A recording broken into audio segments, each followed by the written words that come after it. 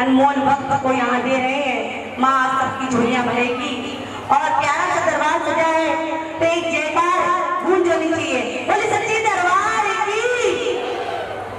भैया क्या बात है, भाइयों की तो आवाज आ रही है, आज बहनों की नहीं आ रही। पड़ोसी भी साथ बैठा है इसीलिए क्या?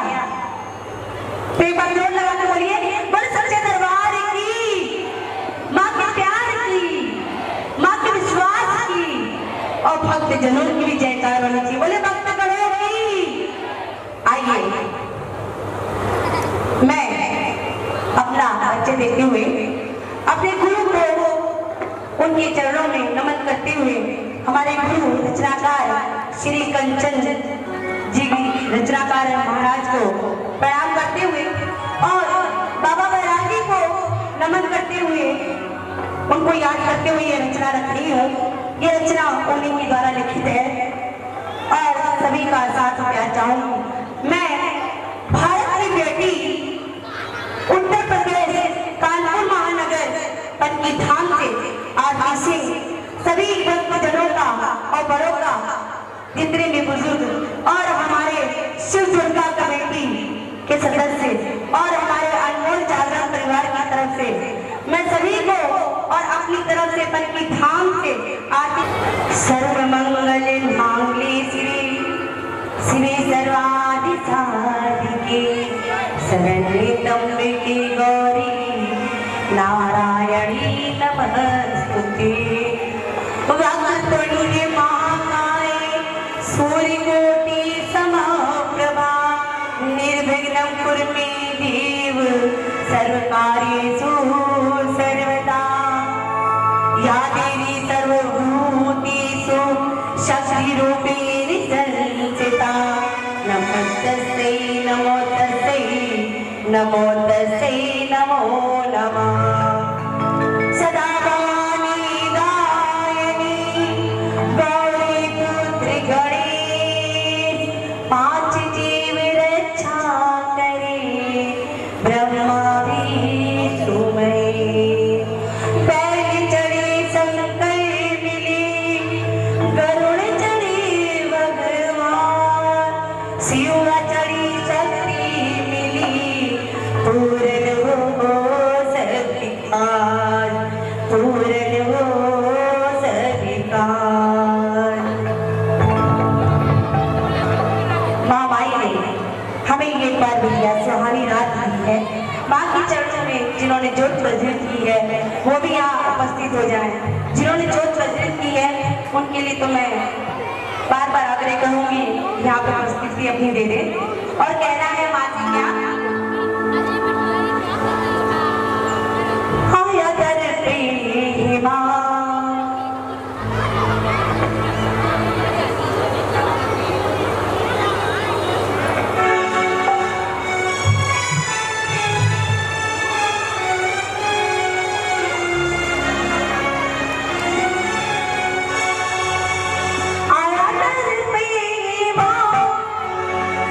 जो दिल में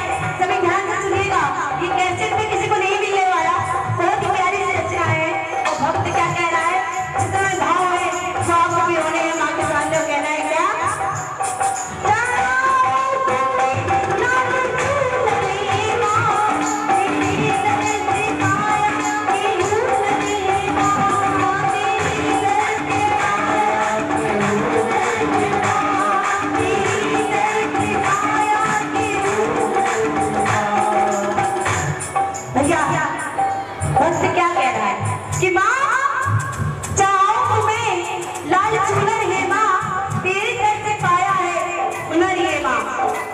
भक्त अपने भाव प्रकट कर रहा है और कह रहा है माँ मीठी मीठी ताली, दोनों हाथ खड़े करते हुए मीठी मीठी ताली हो जाएगी। मीठी मीठी ताली बजाते हुए क्या कह रहा है,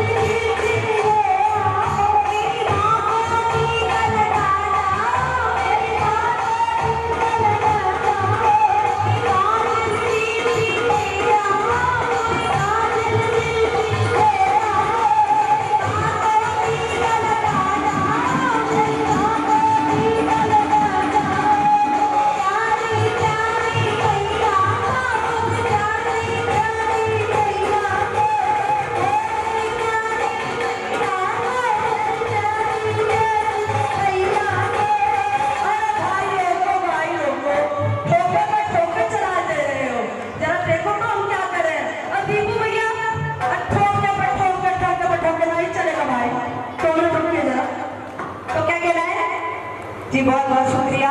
मैं आप सबके नाम नहीं ले पा रही हूँ। माता रानी आपकी सारी मुरादें पूरी करे। संतोष भैया के तो माता आई ना, माँ का हम लोगों को क्या करना है? काजल का टीका लगा रहे हैं ना, तो किसकी नजर से बचाना है? किसकी नजर पे जाना है? जल्दी बोलिए, आंसर दीजिए, किसकी नजर से बचाना है? किसकी नजर से बचाना है? नहीं है, आंसर नहीं है, आंसर नहीं है, आएगा नहीं है। किसकी नजर से बचाना है? माँ को बुरी नजर लग सकती है क्या? उन्होंने तो हमें किया है, माँ को बुरी नजर कैसे लगेगी? गलत है ना? ताली ताली ताली ताली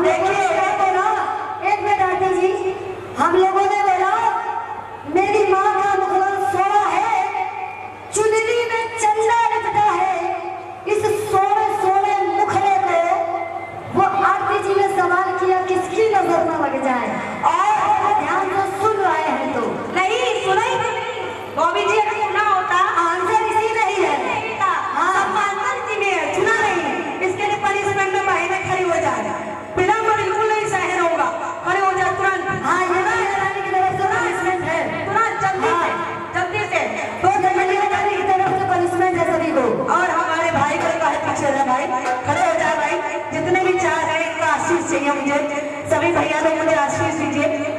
खड़े हो जाते, देखो भाई भाई लोग पहले खड़े हो गए।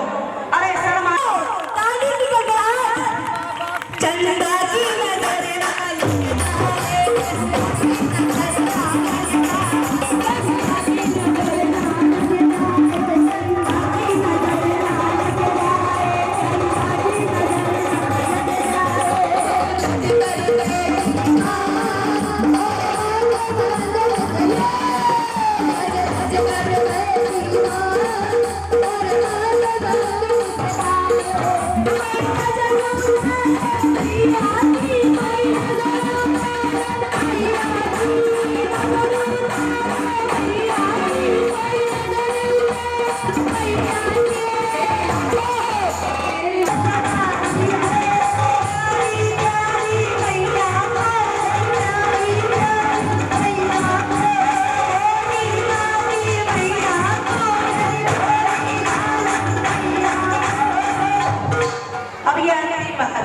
हमको थोड़ा बर्दाश्त कर लीजिए, फिर हम बैठे जा रहे हैं, हम नहीं बैठेंगे, खड़े नहीं होंगे।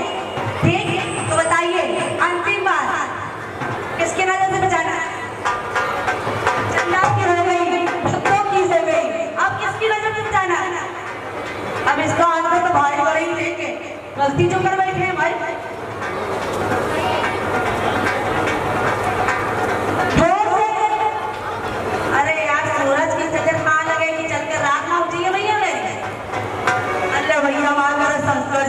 अरे नहीं, ताली ताली ताली ताली बजेगी तभी साज बजेगा, साज हमारा तभी बजे, तालियों की गड़गड़ाहट है।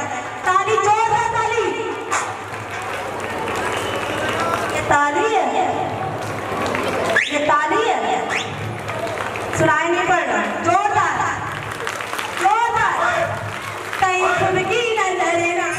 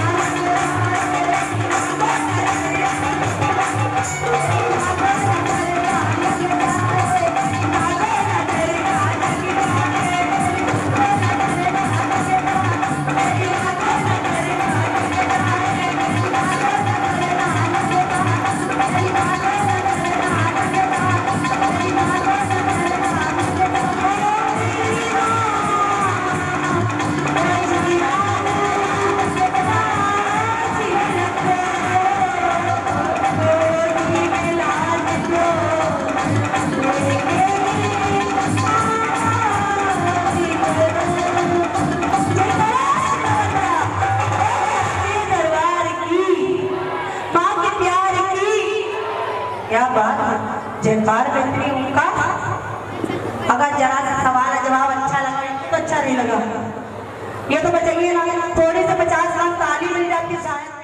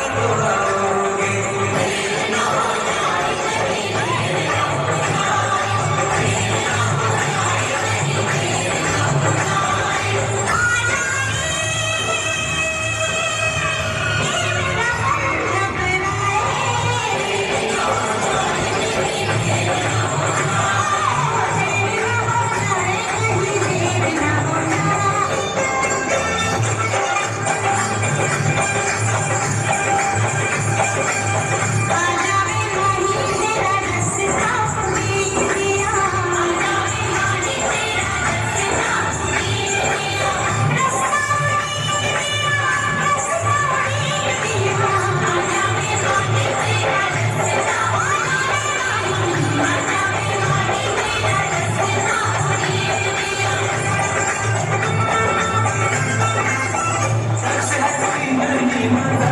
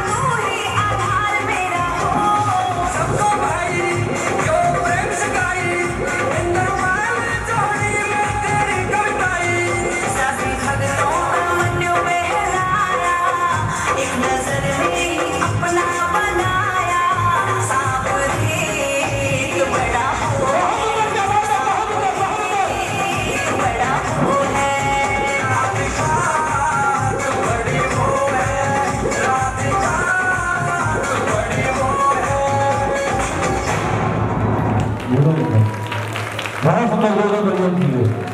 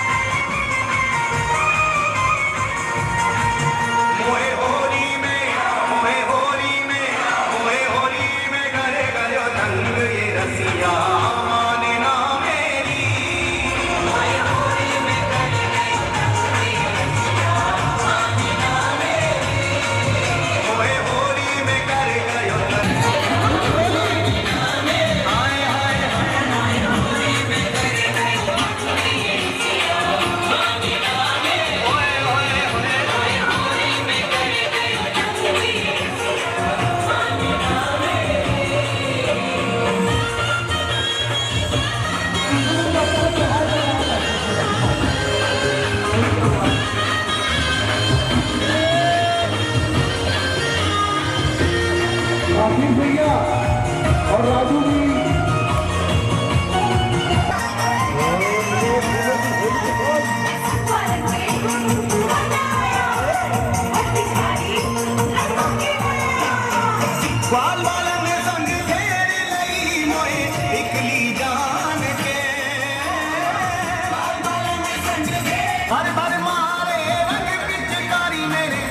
मुख्तार के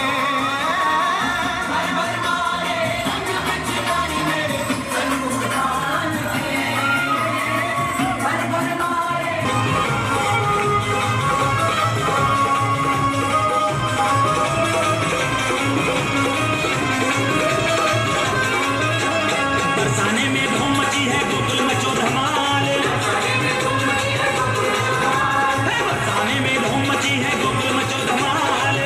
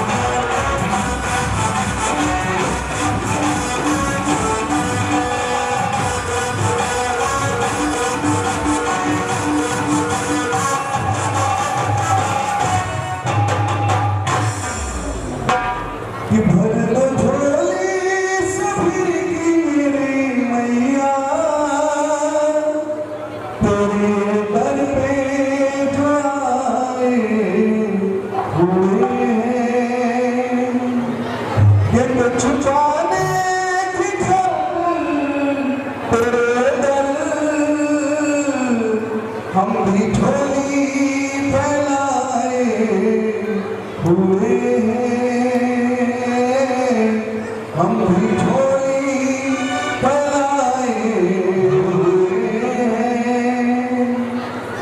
कुछ पाने की खातिर तेरे दर हम भी झोली फैलाए हुए हैं। अगली आवाज आपकी होनी चाहिए कि कुछ पाने की खातिर तेरे दर हम भी झोली फैलाए हुए हैं। मैं बोलूंगा हम भी और आप बोलिएगा कि झोली फैलाए हुए हैं। और अगर झोली फैलानी है तो फैलाइएगा और ना फैलानी हो तो कोई जबरदस्ती नहीं कि हम भी झोली,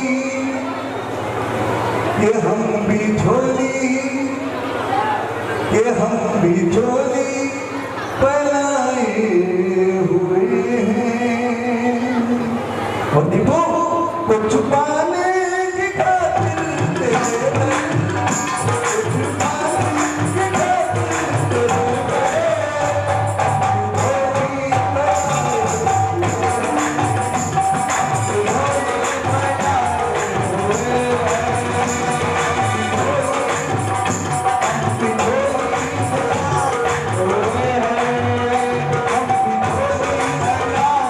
कुछ पाने की खातिर तेरे दर,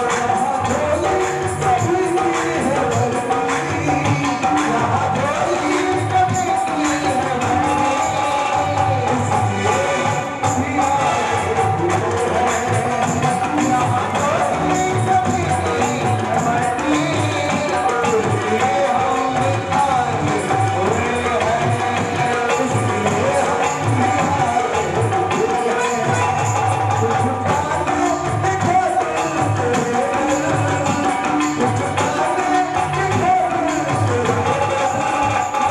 फैलाए कुछ पाने की खातिर तेरे दर हम भी झोली फैलाए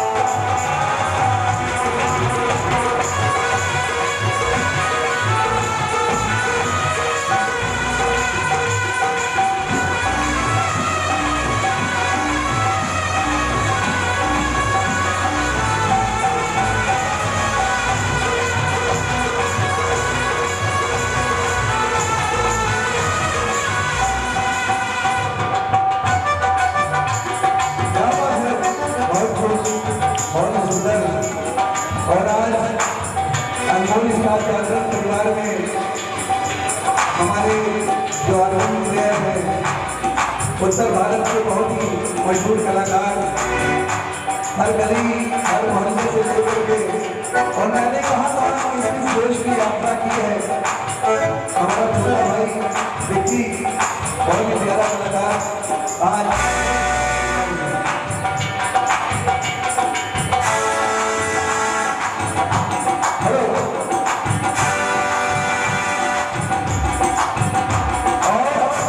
जिसे आप बिल्कुल पीछे देख रहे हैं, ढोल मास्टर एक कपिल देव थे जो 1983 में वर्ल्ड कप जीते थे, और ये कपिल है आज यहाँ से जीत के जाना बेटा, जरा बता दो कैसे बजाओगे।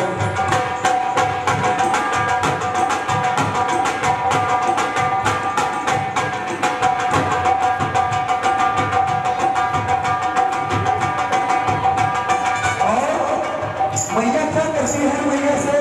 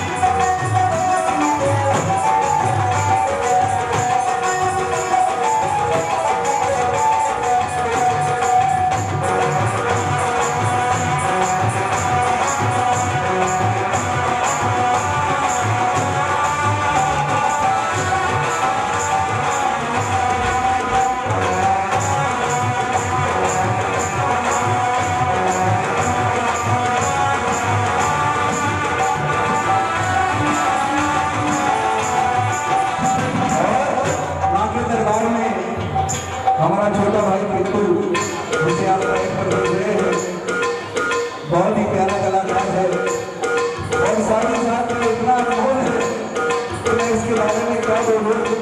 जैसे सूरज को दिया दिखाया जाता है, शायद मैं इसके बारे में कुछ बोलूंगा तो ऐसे ही लगेगा। और उसके बगल में मिस्टर सचिन जी, और ये फिल्मों के कलाकार, फिल्मों में भी ये अपनी नाच प्रस्तुत कर चुके हैं।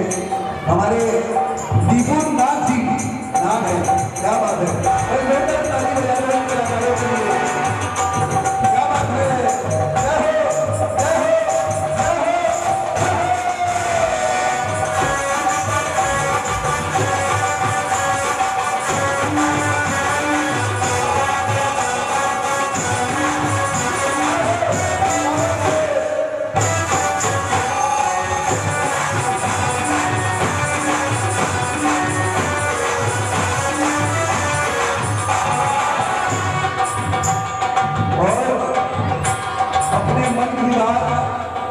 मां से कह दीजिए, और कह दीजिए क्या,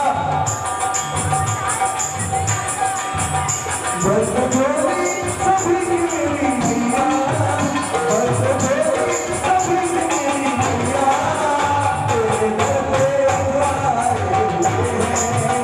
तेरे दर पे आए हुए हैं, तेरे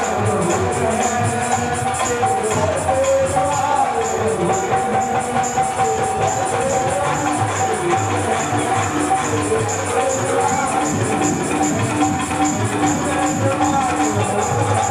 पे आए बोलिए साचे दरबार की। आइए भगवान कृष्ण का अभी आप स्मृति देख रहे थे, तो भगवान कृष्ण का एक गीत प्रस्तुत कर रहा हूँ और वो सभी के दिलों को छू जाएगा। कौन बनेगा तुम ना सुनो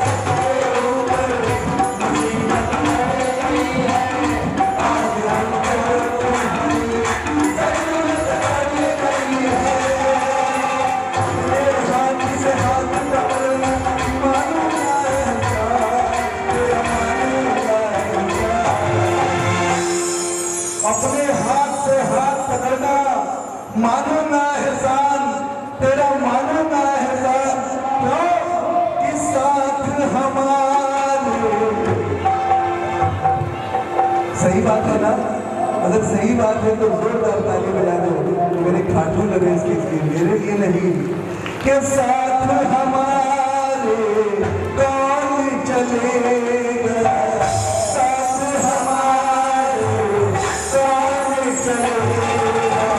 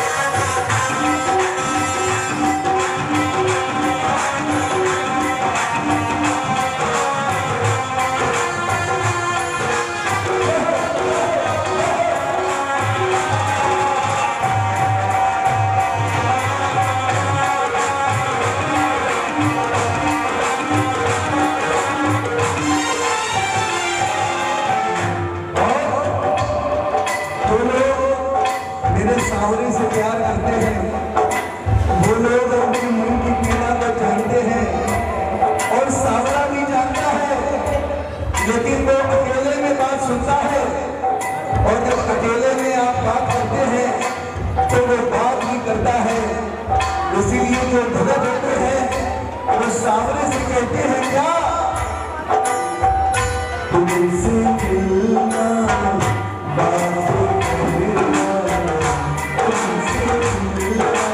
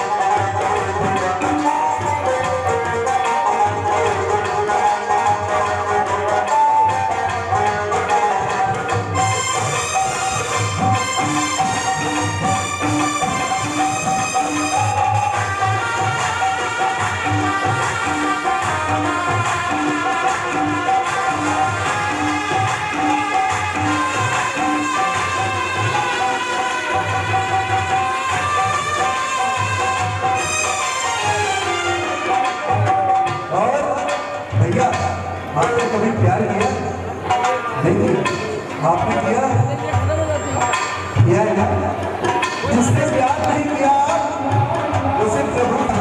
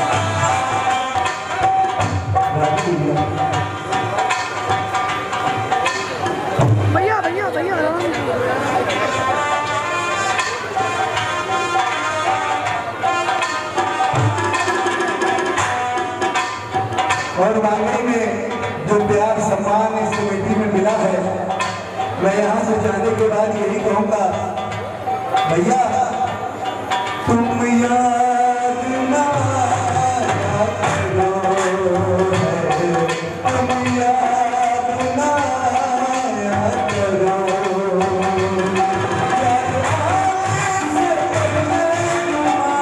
जाया करो,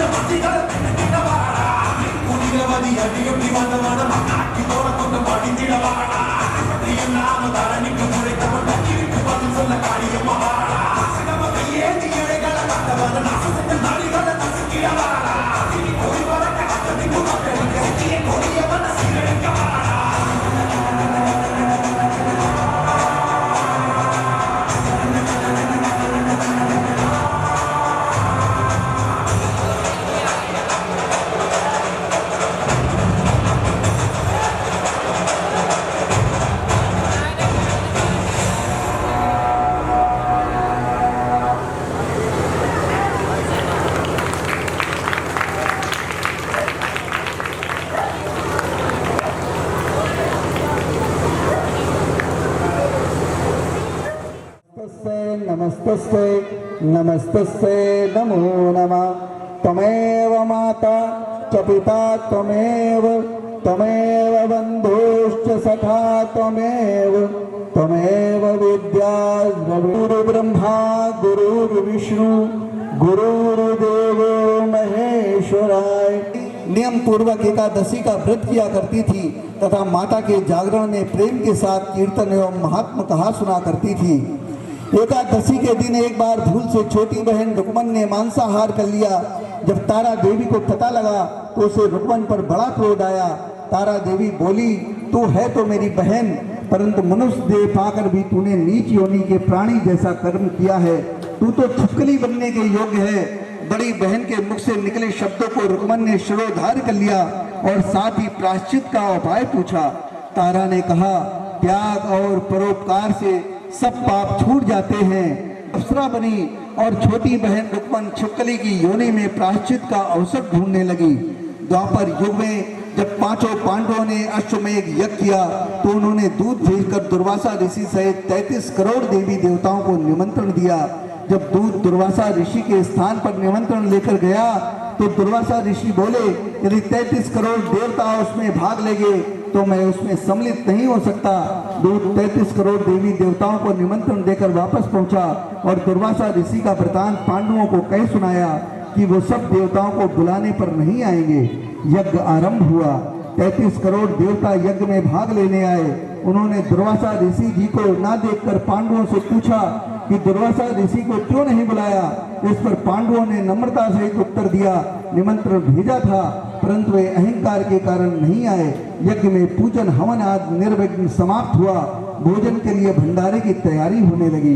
बोलिए सांची दरबार की। दुर्वासा ऋषि ने जब देखा कि पांडवों ने उनकी अपेक्षा कर दी है तो उन्होंने अत्यंत क्रोध करके पक्षी का रूप धारण किया और चोंच में सर्प लेकर भंडारे में फेंक दिया, जिसका किसी को पता ना चला। वो सर्प खीर की कढ़ाई में गिरकर छुप गया। एक छिपकली जो पिछले जन्म में तारा देवी की छोटी बहन थी, वो बहन के शब्दों को सिरोधार कर इस जन्म में छिपकली बनी। सर्प का भंडारे में गिरना देख रही थी। उसे त्याग और परोपकार की शिक्षा अब तक याद थी। वो भंडारा गृह में चिपकी समय की प्रतीक्षा कर रही थी। कई लोगों के प्राण बचाने हेतु उसने अपने प्राण न्यौछावर कर देने का मन ही मन निश्चय किया। बोलिए सांचे दरबार की। जब खीर भंडारे में दी जाने वाली थी तो सबकी आंखों के सामने वो छिपकली दीवार से कूदकर कढ़ाई में जा गिरी।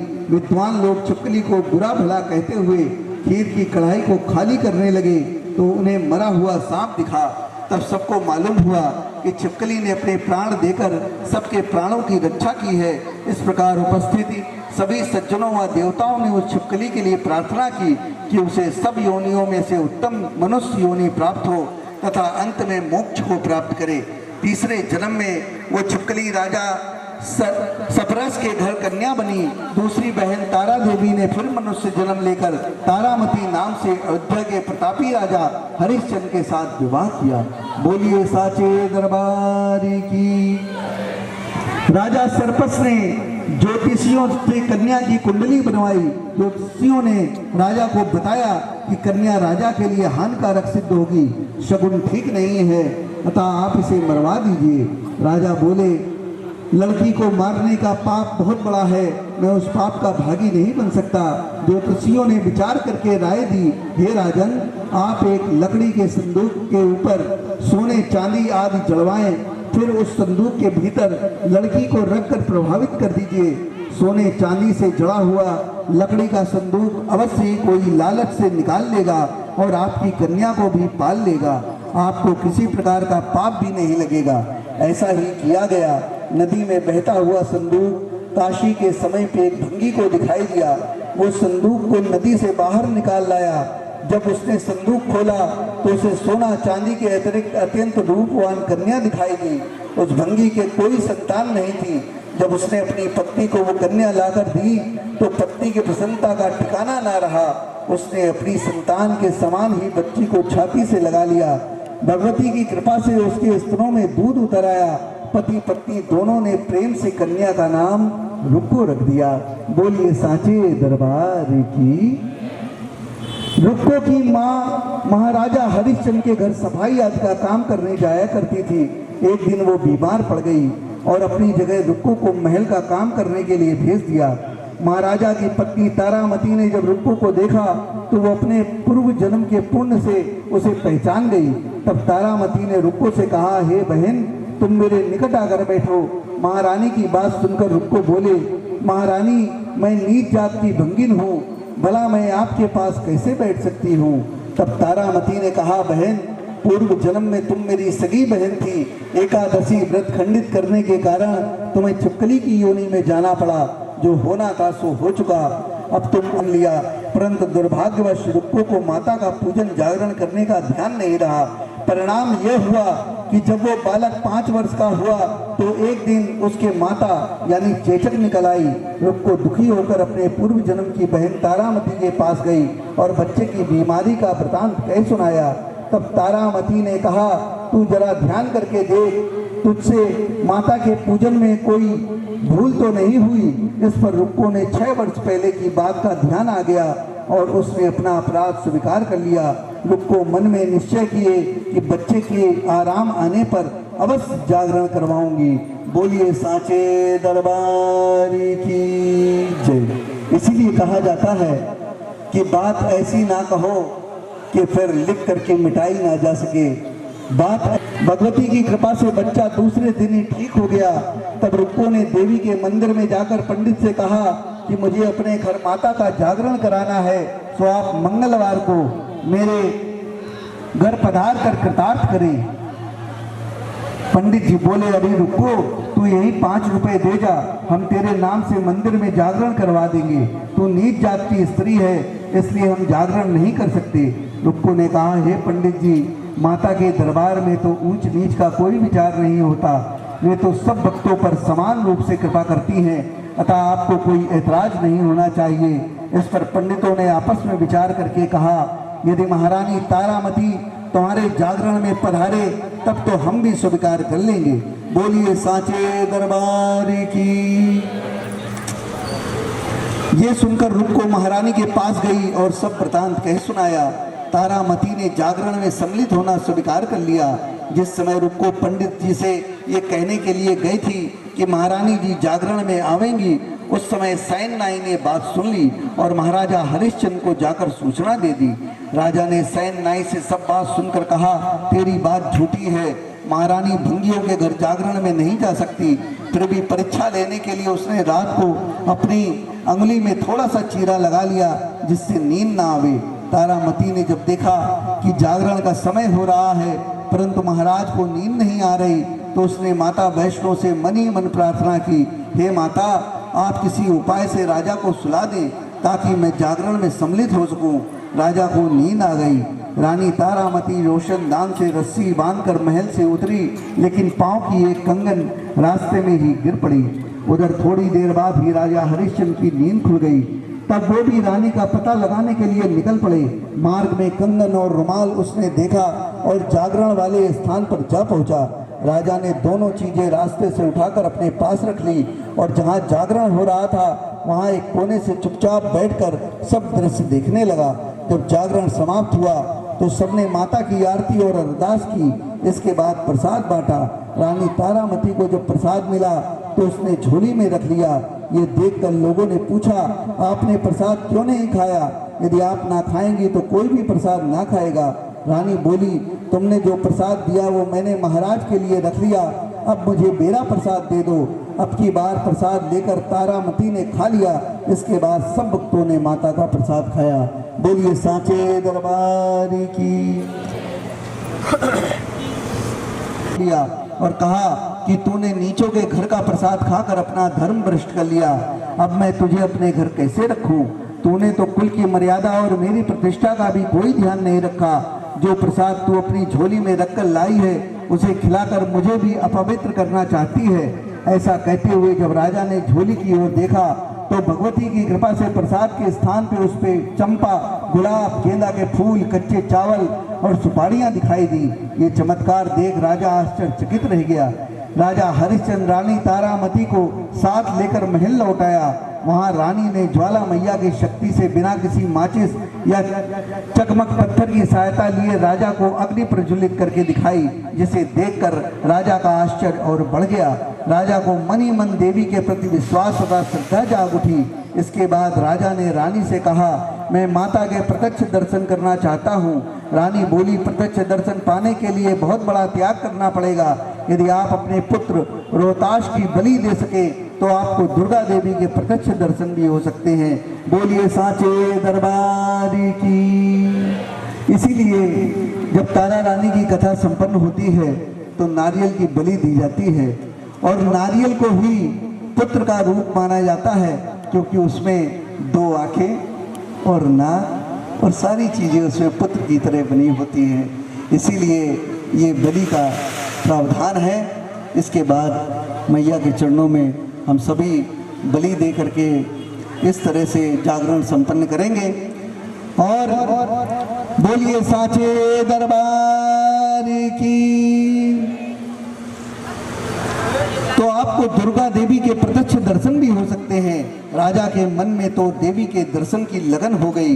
राजा ने पुत्र मोह त्याग कर रोहतास का सिर देवी को अर्पण कर दिया। ऐसी सच्ची श्रद्धा और विश्वास देखकर दुर्गा माता सिंह पर सवार होकर उसी समय वहां प्रकट हो गई और राजा हरिश्चंद्र दर्शन करके कृतार्थ हुए। मरा हुआ पुत्र भी जीवित हो गया। ये चमत्कार देख राजा हरिश्चंद्र गदगद हो गए। उन्होंने विधि पूर्वक माता का पूजन करके अपराधों की क्षमा मांगी। सुखी रहने का आशीर्वाद देकर माता अंतर्धान हो गई। बोलिए सांचे दरबार की। राजा ने तारामती की भक्ति की प्रशंसा करते हुए कहा, हे तारा, मैं तुम्हारे आचरण से अति प्रसन्न हूँ। मेरे धन्य भाग जो तुम जैसी पत्नी मुझे प्राप्त हुई। इसके पश्चात राजा हरिश्चंद्र ने रानी तारामती की इच्छानुसार अयोध्या में माता का एक भव्य मंदिर का निर्माण करवा दिया। आयु पर्यंत भोगने के पश्चात राजा हरिश्चंद्र रानी तारामती और रुक्मन भंग इन तीनों को जो मनुष्य योनि से छूटकर देवलोक को प्राप्त हुए। माता के जागरण में रानी तारामती की इस कथा को जो मनुष्य श्रद्धा भक्ति भाव पूर्वक पढ़ता या सुनता है उसकी सारी मनोकामनाएं पूर्ण होती हैं, सुख समृद्धि बढ़ती है तथा शत्रुओं का नाश एवं सर्व मंगल होता है। इस कथा के बिना जागरण को पूरा नहीं माना जाता। बोलिए सच्चे दरबार की। है और पीड़ा सभी जानते हैं कि कितनी पीड़ा होती है जब मनुष्य का जन्म होता है, और पीड़ा उस समय भी होती है जब इंसान मरता है, तब भी प्राण जो निकलते हैं पीड़ा से निकलते हैं। और मजे की बात यह है कि जन्म लेते समय जब कोई 2.5 पाउंड का 3 पाउंड का होता है, मरने के बाद उसकी जब चिता जलाई जाती है उसकी राख को तौल लेना 2.5 से 3 पाउंड ही निकलेगी, ज्यादा नहीं निकलेगी। बोलिए सांचे दरबार की। और जय जय अम्बे गौरी जय आनंद करुणी, जय आनंद करुणी। तुमको निष्ठ दिन ध्यावत हरि ब्रह्मा शिव जी, मैया जय अम्बे गौरी, जय अम्बे गौरी, मैया जय श्यामा गौरी, जय अम्बे गौरी। मांग सिंदूर विराज टीको मृग मद को, मैया टीको मृग मद को।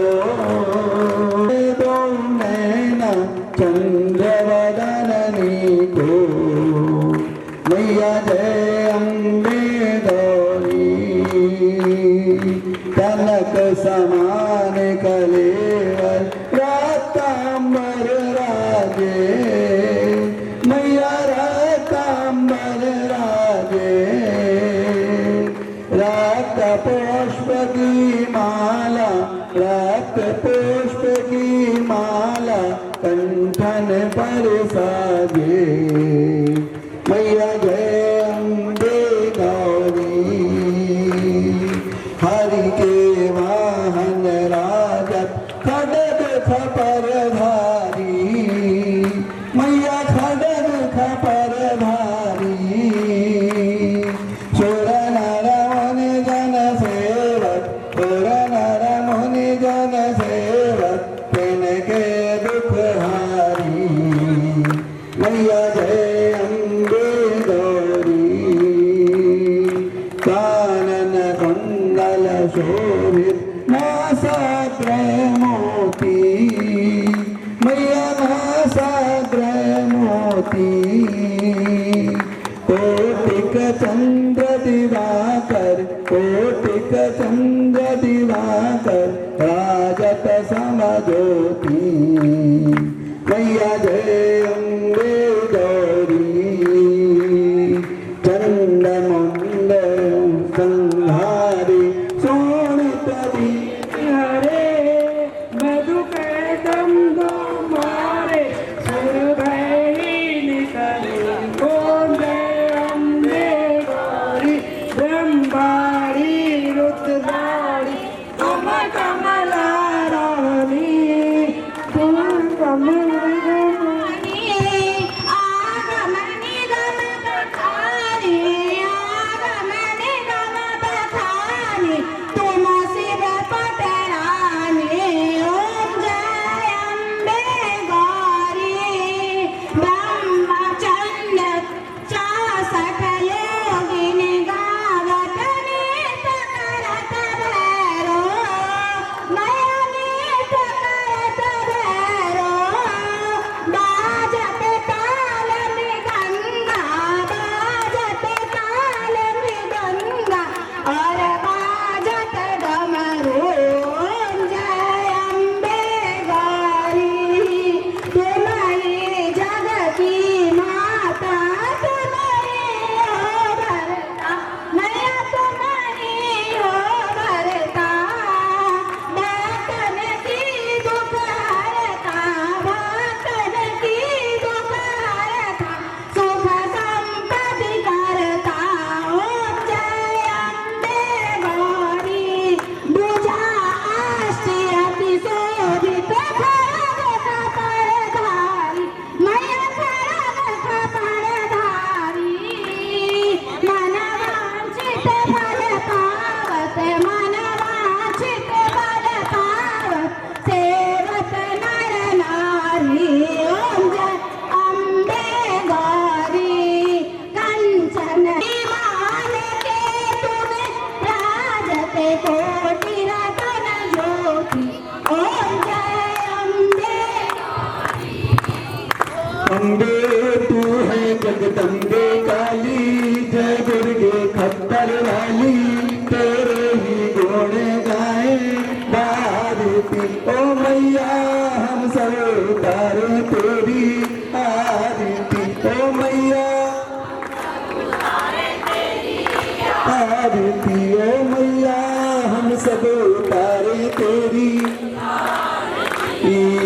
तेरे भक्त जनों पर माता भीड़ पड़ी है भारी, भीड़ पड़ी है भारी। दानव दल पर टूट पड़ो माँ करके सिंह सवारी, करके सिंह सवारी। 100 सिंहों से बलशाली, अष्टभुजाओं वाली, दुष्ट को तू ही ललकारती।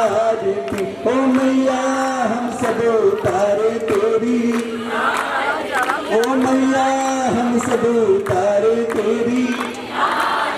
अम्बे तू है माँ बेटे का है इस जग में बड़ा ही निर्मल नाता, बड़ा ही निर्मल नाता, बड़ा ही निर्मल नाता मैया, बड़ा ही निर्मल नाता। पूत कपूत सुने हैं पर न माता सुनी कुमाता, माता सुनी कुमाता मैया, माता ली दुखियों के दुखड़ेनी मारती। ओ मैया हम सब, ओ मैया हम सब उतारे तेरी, अम्बे तू है जगदम्बे काली, मैया हम सब उतारे तेरी। नहीं मांगते धन और दौलत, ना चांदी ना सोना, ना चांदी ना सोना मैया, ना चांदी ना सोना। नहीं मांगते धन और दौलत, ना चांदी ना सोना, ना चांदी ना सोना।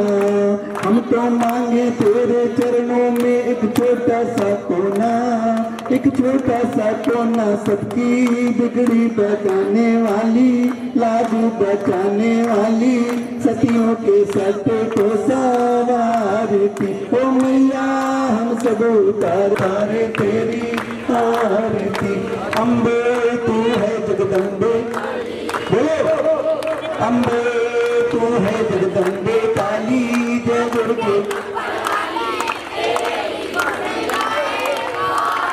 ओ मैया हम सब,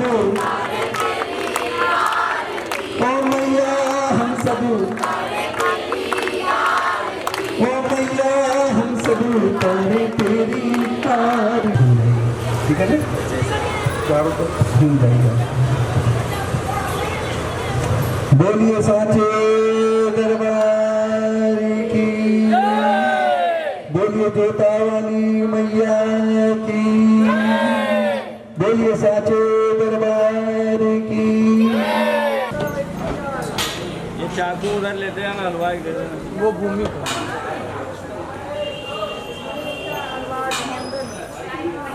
बढ़ गया, फोटो खिंचवाना क्या?